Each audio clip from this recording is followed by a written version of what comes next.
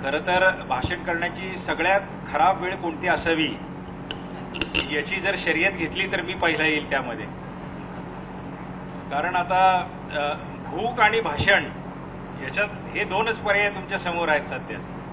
पण मी जास्त वेळ आपला घेणार नाही, कारण काही गोष्टी बोलणं फार गरजेचं असतं. ते किती जण ऐकतायत याच्यापेक्षा कोण ऐकतंय हे जास्त महत्त्वाचं असतं. कारण तुम्ही जे आता व्यासपीठाच्या इकडच्या बाजूला तिकडच्याही बाजूला आहात, हे एका कृषी क्षेत्रातल्या एका क्रांतिकारी प्रयोगाचे ब्रँड अँबॅसेडर्स आहात. त्यामुळे तुम्हाला काही गोष्टी स्वतःला नीट समजल्या पाहिजेत. आपण जर थोडासा कृषीचा इतिहास बघितला तर पृथ्वीचं वय कोट्यवधी वर्ष आहे, माणसाचं वय पण कोट्यवधी वर्ष आहे, पण शेतीचं वय फक्त 10,000 वर्ष आहे. म्हणजे कृत्रिमपणे बीज जमिनीमध्ये टाकून त्याच्यापासून आपल्याला पाहिजे ते पीक घेता येऊ शकतं हे माणसाला फक्त 10,000 वर्षापूर्वी कळलं. आणि नंतर त्यावेळीची परिस्थिती अशी होती की माणसं जितकी कमी होती की निसर्गातून नॅचरली सगळं जे पाहिजे ते मिळत होतं. ते कळल्यानंतर माणूस स्थिरावला, एका जागेवर राहायला लागला. जो नोमेड होता, जो होमोसेपियन होता, जो फिरत होता फक्त, आदमचा उल्लेख मगाशी झाला, तो स्थिरावला की आता आपण एका जागेवर बसा. कुटुंब अस्तित्वात आलं, लग्न ही व्यवस्था अस्तित्वात आली, मुलं, इनहेरिटन्स ह्या गोष्टी अस्तित्वात आल्या आणि अर्थात त्याची गरज वाढली. ती गरज इतकी वाढली की त्याला काही त्या जमिनीमध्ये काही बदल करून अजून जास्त पिकवता येईल का अशी त्याची इच्छा सुरू झाली. आणि मग त्यातून हळूहळू ॲग्रिकल्चर ही गोष्ट सुरू झाली. आता आपण समजा बघितलं 1947 सालची परिस्थिती आपल्या देशाची, तर दुसऱ्या महायुद्धाने जर्जर झालेला देश, ब्रिटिशांनी लुटून नेलेला देश, असा देश आपल्या हातात मिळाला. त्यावेळेला त्या अमेरिकेतून लाल गव्हाचं, ज्याला मिलो म्हणायचे, ते जहाज आल्याशिवाय आपल्या लोकांना जेवण मिळत नसे. लाल बहादूर शास्त्रींनी त्या काळामध्ये आवाहन केलं होतं की तुम्ही एक दिवस उपवास धरा, म्हणजे 2 गरीब दुसऱ्या दिवशी जेवू शकतील. ही परिस्थिती होती त्यावेळेला. मग अशी आपण नॉर्मन बोरलॉगचा पण उल्लेख केला. त्यांनी काही हाय इल्डिंग व्हरायटीज आणल्या, सोरोना, मायो आपण ऐकलेला आहे. आणि 1960 ते 70च्या दरम्यान ज्याला आपण ग्रीन रिव्होल्युशन म्हणतो ते सुरू झालं. आणि जेणेकरून काहीही करून उत्पादकता वाढवणे एवढा एक कलमी कार्यक्रम होता. मग जमिनीचं काय होतंय, निसर्गाचं काय होतंय ह्या गोष्टीच नव्हत्या, कारण माणसं जगवायची होती. माणसं उपाशी मरत होती, उपासमारीने माणसं मरत होती. म्हणजे लिटरली आज तरी आपण आत्महत्या या विषयावर बोलतोय, तेव्हा त्याचा नॅचरल डेथ, त्याला आत्महत्या करायची नव्हती पण तो मरत असे. असे उपासमारीचे बळी त्या काळात होत होते. त्यामुळे फक्त प्रोडक्शन ही एकच गोष्ट त्यावेळेला महत्वाची वाटली. त्यातून आपण पुढे आलो, ग्रीन रेव्होल्युशन झालं, उत्पादन वाढलं. आज अशी परिस्थिती आहे की 47 साली अख्ख्या भारताचं प्रोडक्शन जेवढं होतं तेवढं आज 204 लाख मेट्रिक टन एकट्या महाराष्ट्राचं प्रोडक्शन आहे. इतकं प्रोडक्शन म्हणजे आपल्या एका खरीप हंगामामध्ये आपण जवळपास 1 लाख कोटी रुपयाचं पीक घेतो एका खरीप हंगामामध्ये. इतकं मोठं प्रोडक्शन, 204 लाख. कालच आम्ही त्याची सगळी आकडेवारी पाहिली. तर हे प्रवास झाला. त्याच्यानंतर पुन्हा आंतरराष्ट्रीय व्यापार सुरू झाला. मग आपल्याला ऑफर्स यायला लागल्या की तुमचं कोणतं तरी जमीन आपल्याकडे खूप मोठी, शेतकरी आपला चांगला, 9 ॲग्रो क्लायमॅटिक झोन असलेला आपण. तर जगाला एक आव्हान वाटलं की इथं उत्पादकता यांची खूप चांगली आहे. तर त्यांनी काही ऑफर दिल्या. उदाहरणार्थ टेक्स्टाईल जगात भारत जे होतं त्याच्यासाठीचं कॉटन, विदर्भामध्ये मी जवळपास 10 वर्ष काम केलंय, त्या कॉटनला मागणी तिकडून यायला लागली. मग सप्लाय सुरू झाला एक्सपोर्टचा. मग त्याच्यातून पीटी आला, मग बायोटेक्नॉलॉजी आली, जेनेटिक इंजिनिअरिंग आलं. अटल बिहारी वाजपेयींना हे सांगावं लागलं की जय किसान, जय जवान, जय विज्ञान ही त्यांची 2002 मध्ये घोषणा होती. आणि मग विज्ञानाची जोड मिळाली. आता ह्या सगळ्याचा परिणाम काय झाला, जी नॅचरल फार्मिंग होती त्याच्यापासून आपण पूर्णपणे दुसरीकडे गेलो. आणि ह्याला कुणाला दोष देण्याचं काहीच कारण नाही, कारण आपण नेहमी म्हणतो की मतमतांतरं असतात. आजही मतमतांतरं आहेत की नेमक्या कोणत्या रस्त्याने जाणं आहे. म्हणजे नेहमी मला अविनाश धर्माधिकारींच्या अस्वस्थ दशकाची डायरीमधला एक टॉपिक फार आवडतो की ज्यावेळी धर्माधिकारी सिलेक्ट झाले, म्हणजे सिलेक्ट झाले आणि दिल्लीला पहिल्यांदा गेले, रेल्वे स्टेशनवरती उतरले आणि त्यांना कोणीतरी प्रश्न विचारला टॅक्सीवाल्याने, बाबू किस रास्ते जाना है, बाबू किस रास्ते जाना है. ते म्हणले हा प्रश्न फक्त टॅक्सीपुरता मर्यादित नाही, जीवनाला पण लागू आहे की आता नोकरीत आल्यावर बाबू किस रास्ते जाना है. त्यामुळे काही वेगळ्या रस्त्याने जाणारे पण बाबू आहेत मकरंजी. असं समजू नका एकदम की सगळीचकडे आपल्याला फार खराब परिस्थिती असं नाही आहे. आणि त्यामुळे बऱ्याच वेळेला असं झालं की आपण एका रस्त्याने आता इथपर्यंत येऊन पोचलो. आता परिस्थिती काय झाली, स्वातंत्र्य उत्तर काळामध्ये लोकांना जगवायचं कसं हा प्रश्न होता, त्यानंतरच्या 50 वर्षानंतर आंतरराष्ट्रीय मार्केटमध्ये कसं घुसायचं हा प्रश्न होता. आता पुन्हा तिसरा टप्पा एक सुरू झालाय. आता हा जसा आपण इंडस्ट्री 2, 3, 4 म्हणतो की जिथं आता AI आणि सगळं काय आर्टिफिशियल झालं इंडस्ट्री 4 मध्ये, तसा शेतीचा पण हा आता तिसरा टप्पा आहे की जिथं आपल्याला पुन्हा बॅक टू पॅव्हिलियन जावं लागणार आहे. कारण आज आपण बघतोय की उत्पादन तर खूप वाढलंय पण रोगराई पण तेवढीच वाढली आहे. उत्पादन तर खूप वाढलंय पण उत्पन्न कमी झालंय. म्हणजे आपल्याला महत्वाचं काय आहे, उत्पादन महत्वाचं आहे की उत्पन्न महत्वाचं आहे. शेतकरी जेव्हा दुप्पट उत्पादन घेऊन बाजारात येतो, घरी जाताना परत आहे तेवढेच पैसे घेऊन जातो कारण भाव तेवढा पडलेला असतो. कितीतरी वेळा आता मी नाशिकला बघितलं, ते कांदा व्यापाऱ्यांची व्यथा की सालाबादप्रमाणे आंदोलन त्यांना करावं लागतं की तो कांदा जेव्हा प्रोड्यूस होतो तेव्हा त्याचा भाव इतका पडतो आणि ज्या वेळेला तो स्टोअर केला जात नाही आणि बाहेर रस्त्यावरती येतो तेव्हा फेकण्यावारी जातो. असंच फळांची पण अवस्था आहे. तर ह्या चक्रातून सुटायचं कसं आता, तर नियंत्रित उत्पादन आणि चांगल्या प्रकारचं मार्केटिंग हेच त्याच्यावरचं आता उत्तर आहे. आता मार्केटिंग कोणत्या पदार्थांचं सध्या होतंय, तर मार्केटिंग त्याच पदार्थांचं होतंय की जे पदार्थ थोडी तरी हमी देतात की ऑर्गॅनिक आहे किंवा नॅचरली ग्रोन आहे. शब्द तुम्ही काही वापरा, जे तुमच्या आरोग्याला धोकादायक नाही असं कुठंतरी ते त्याच्यावरती लेबल चिकटलेलं आहे. आता एक साधं उदाहरण देतो की आम्ही एक फळांचा महोत्सव घेतला आंब्यांचा देवगडच्या. आता इथे कोकणातले बरेच लोक असतील, देवगडच्या तालुका उत्पादक संघाने आंब्याच्या पेट्या बनवल्या. जसा आपल्या मोबाईलला IMEI नंबर असतो प्रत्येकाला स्वतंत्र, तसा प्रत्येक आंब्याला एक इंडिपेंडंट नंबर त्यांनी दिलाय, जिओ टॅग केलेला. तो आंबा दिल्लीला विमानाने पाठवला मोपा एअरपोर्टवर ना. आंबा प्रत्येक आंब्याला सेपरेट नंबर. तो नंबर जर का तुम्ही एका व्हॉट्सअप नंबरवर पाठवला तर त्या इंडिव्हिज्युअल आंब्याची हिस्ट्री येते, कोणत्या झाडाचा, कुणाच्या बागेतला, कधी तोडलेला, काय आंबा आहे. आज आंबा 400-500 रुपये डझन असताना दिल्लीमध्ये 2 दिवसाचा आंबा महोत्सव असताना पहिल्या 2 तासात त्या सगळ्या पेट्या संपल्या आणि 1500 रुपये भाव त्या शेतकऱ्यांना मिळाला. म्हणजे आता इथल्या बाजारामध्ये जे 300-400 रुपयेवरती विकावे लागले असते त्याचे 1500 रुपये त्यांनी घेतले.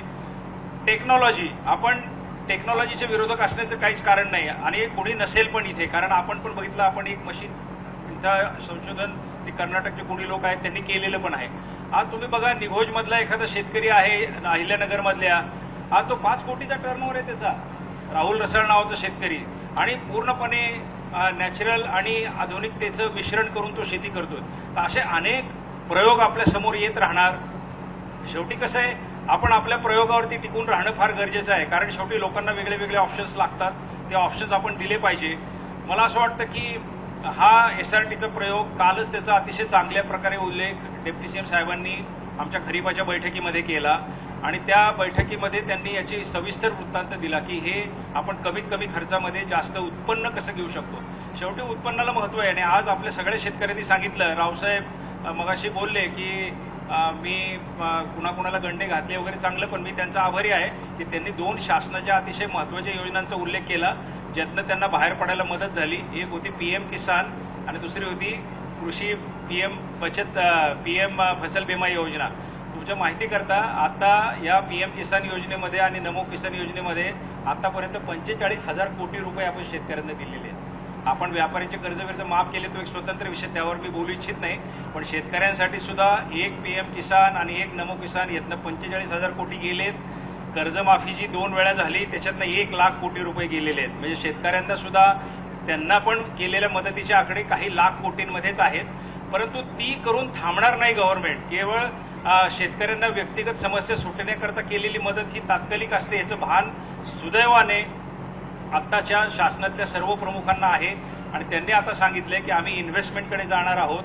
आता व्यक्तिगत लाभाच्या योजना ज्या प्रमाणात आहेत त्या प्रमाणात राहतील, पण इन्व्हेस्टमेंटकडे जाणार आहोत. आणि काल CM साहेबांनी घोषणा केली आहे की 5,000 कोटी दरवर्षी, असे 25,000 कोटी 29 सालापर्यंत ते शेतीमध्ये गुंतवणार आहेत आणि ती गुंतवणूक ही शेतकऱ्यांना सार्वजनिक लाभाच्या ज्या योजना आहेत त्याच्यासाठी असेल. तर मला असं वाटतं की त्या पार्श्वभूमीवरती आपण जे इथं उपस्थित लोक आहात यांची एक फार चांगली जबाबदारी आहे की त्याकरता ते पैसे जे येणार आहेत आता आपल्याकडे कृषी खात्याकडे, त्याचा कसा चांगल्या प्रकारे उपयोग करता येईल याचे छोटे छोटे मॉडेल्स जर आपण करू शकलो तर मला वाटतं फार बरं होईल.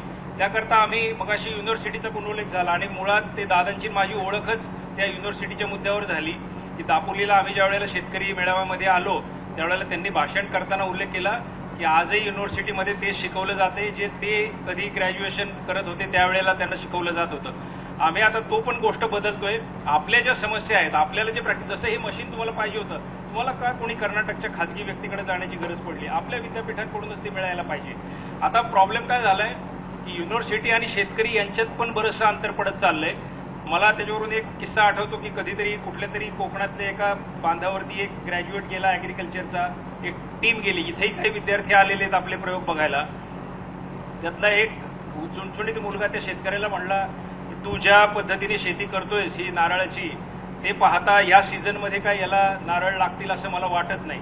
तो शेतकरी म्हणला या सीझनमध्येच काय या झाडाला कधीच नारळ लागणार नाहीत. तो म्हणला असं कसं? तो म्हणला कारण हे सुपारीचं झाड आहे. त्यामुळे हा कृषी विद्यापीठाची अवस्था अशी आहे आता की ते त्यांचं संशोधन एकीकडे आणि शेतकऱ्यांची गरज एकीकडे. पण त्यांचा मेळ जर घालायचा असेल तर आपल्याला मध्यस्थाची भूमिका करावी लागेल, सगळ्यांना करावी लागेल. आता जो उल्लेख झाला की शेतकऱ्याची अवस्था फार दयनीय दाखवली जाते ती वस्तुस्थिती आहे. कारण शेवटी आपल्याला बाहेर तर तसंच दाखवावं लागतं तर ते लोक बातम्या वगैरे बघतात. आम्हालाही तसंच आहे. मी ज्या वेळेला लबासनामध्ये मसुरीला ॲग्रिकल्चरवरती प्रेझेंटेशन करत होतो तेव्हा मी पहिला प्रश्न विचारला की शेतकरी म्हणल्यावर आपल्या डोळ्यासमोर काय येतं. तर त्या ठिकाणी खूप वरिष्ठ अधिकारी होते. तर प्रत्येकाची कल्पना हीच होती की पागोटं फाटके कपडे वगैरे कुणालाही असं गाडी बिडीतनं उतरणारा शेतकरी काही दिसला नाही.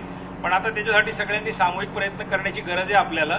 आपण जे कोणी चांगले आहेत जसं मगाशी त्यांनी म्हणलं आनंदाला विरोधी शब्द नाही तर आपण सुद्धा सगळे आंतरविरोध बाजूला करून जे चांगले आहेत त्यांनी एकत्र यायची गरज आहे. ते कोणत्या क्षेत्रातलं आहे, कोण आहे, रँक काय आहे, बॅच काय आहे याचा काहीही संबंध नाही. कोणतं लेबल घेऊन आहात म्हणजे आता मी एक प्रशासकीय सेवेचं लेबल घेऊन आहे ते त्यांचं खरं तर लेबल मी त्यांना नामचे फक्त नानासपुरे म्हणून ओळखतो. कारण अभिनेता ही त्यांची मला वाटतं दुय्यम ओळख आहे. कारण जर ते अभिनेते असते तर आज इथे नसले असते. त्यामुळं हे सगळं बाजूला ठेवू. आता तुम्ही IBN आहात की लोकमत आहात की ABP आहात किंवा अजून ह्याला SRT म्हणता की काय आहे. मला असं वाटतं की ह्याने आपलं खूप नुकसान झालं. आपल्याकडे भारतामध्ये विभाजनाचे जितके प्रकार अवेलेबल आहेत ना तेवढे पृथ्वीवर कुठेही नसतील. पृथ्वीवर जाऊ द्या ब्रह्मांडात कुठले नसतील. म्हणजे आपण प्रत्येक गोष्टीला असं कॅटेगरीजमध्ये हायरार्कीमध्ये तुकड्यांमध्ये विभागण्यामध्ये माहीर झालेलो आहोत. तर ते सगळे जोपर्यंत नष्ट करत नाहीत आणि सगळ्या चांगल्यांचा गुणाकार जोपर्यंत होत नाही ना तोपर्यंत मला वाटतं आपल्याला काही पुढे जाणं होणार नाही. तर ह्या सगळ्या प्रयोगांचं एकत्रीकरण करणं गरजेचं आहे. त्याचं चांगल्या प्रकारे डॉक्युमेंटेशन करणं गरजेचं आहे. आता आम्ही SRTचं आउटकम ऐकलं पण SRTचं जे इनपुट आहे SRT कशी केली जाते तिचे काय स्टार्टिंग आहे हे पण आम्ही समजून घ्यायला खूप इच्छुक आहोत आणि त्याकरता आम्ही वेगळ्याने कदाचित आपल्याबरोबर वेळ घालवू.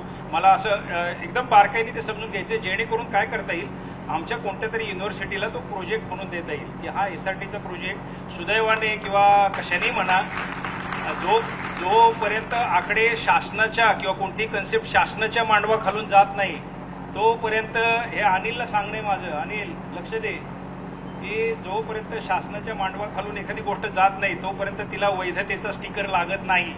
त्याला प्रयोगच म्हणलं जातं. शासनाच्या मांडवा खालून गेलं की ती पॉलिसी होते. तर हा एक्सपेरिमेंट आणि पॉलिसीतला फरक लक्षात घेतला पाहिजे आणि त्या शासनाच्या मांडवाखाली आणण्याकरता चांगल्या प्रकारे डॉक्युमेंटेशन करणं ते तिथपर्यंत पोहोचवणं.